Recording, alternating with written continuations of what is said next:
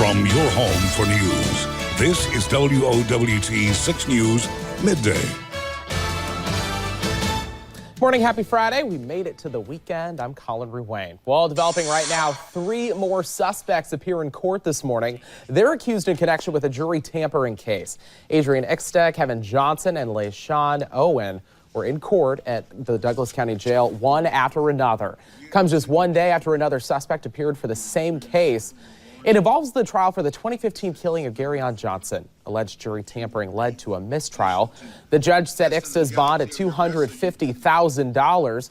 Johnson and Owen now have $100,000 bonds themselves. All 3 have been assigned different attorneys. Douglas County Attorney Don Klein says each suspect played a different role in this case.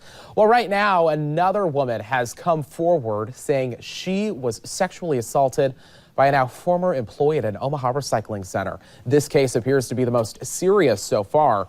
Eduardo Fierro, he's behind bars, accused of 4 other sexual assaults. He hasn't been charged so far in this latest case.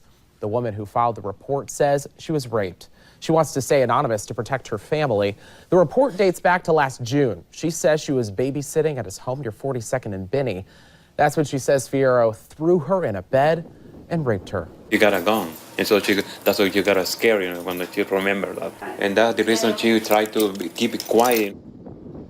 She says he tried to assault her again at an Omaha recycling center. He was unsuccessful.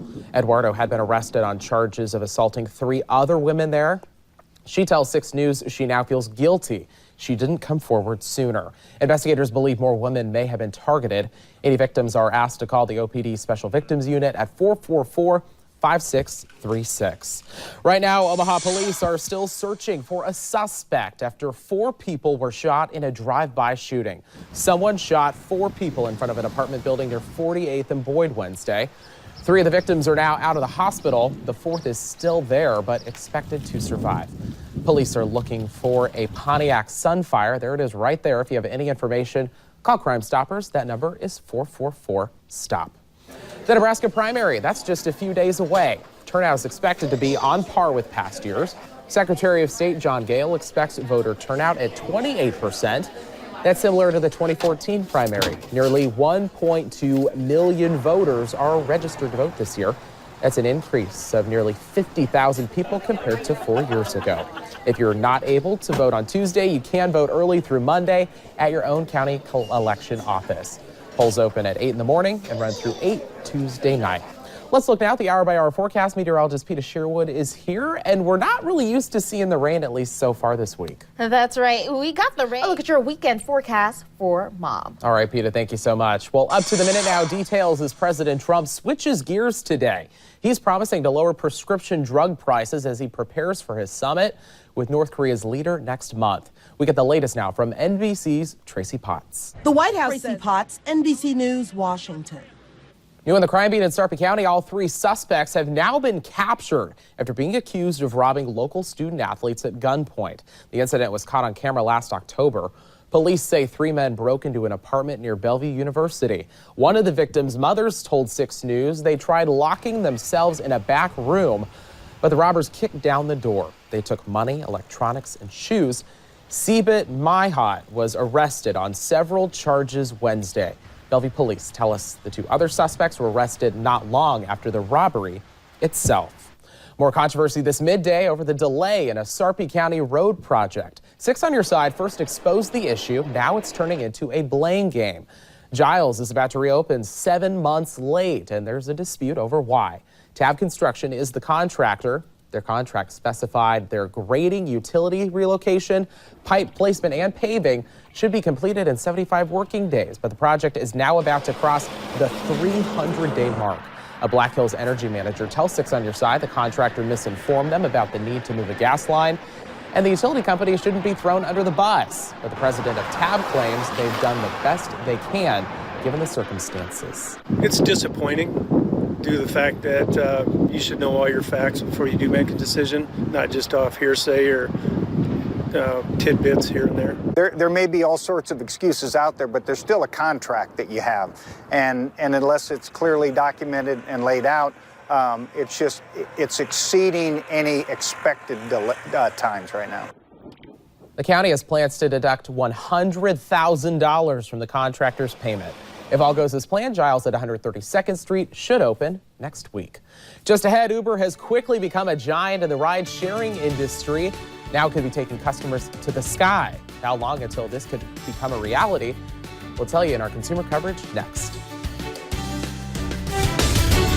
Today's the day Amazon Prime customers should get ready for the new price hike. It's going up from $99 a year to $119. That's for new customers. Starting June 16th, existing annual members will renew at the increased rate.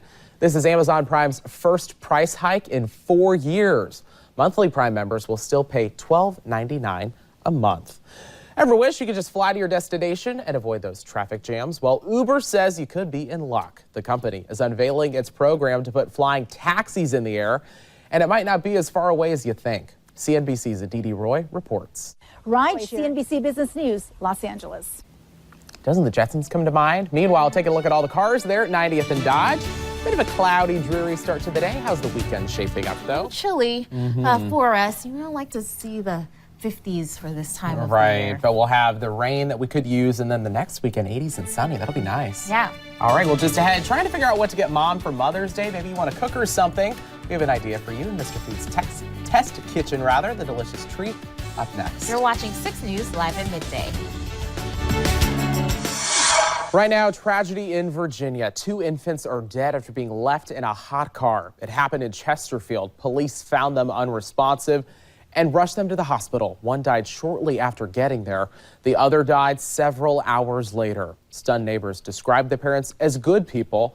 Police are still investigating. It's not clear whether any charges have been filed. A Georgia police officer is under suspension this midday. Now there's an internal investigation into his conduct during a violent traffic stop. Happened last Friday when officers pulled over a 65-year-old woman for failing to maintain her lane. When she wouldn't sign her ticket, Officer James Legg started shouting profanities at her as other officers pulled her out of the car. You can even hear her screaming in there. The woman says she doesn't believe the officers should be fired. She just wants them to have better training. In Texas, a dentist who killed her husband by running him over several times has been released from prison. It happened this morning in Houston. Clara Harris served 15 years of her 20-year sentence before getting parole. Harris has agreed to be under surveillance until 2023 as part of her release. She has to stay in the Houston area and be employed.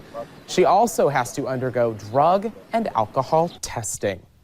The woman once named the oldest person in America has died. She was 114. Delphine Gibson died on Wednesday in Pennsylvania. She attributed her long life to good food, her faith in God, and her church. Her funeral is set for tomorrow. According to a research group, a 113-year-old Ohio woman now holds the title of oldest living American. We are now 2 days away from Mother's Day. Thinking about cooking something up for Mom? Mr. Food is here to help make the day a little sweeter just for her. I'm Dustin Dales. Really, the big weather question everyone has is how is Mother's Day going to be? A lot of people with their plans, maybe they're going to be having brunch or anything like that. You know what? Let's go ahead and take a look at today. 79, chance of rain in the evening hours. All right, see you tonight live at 5.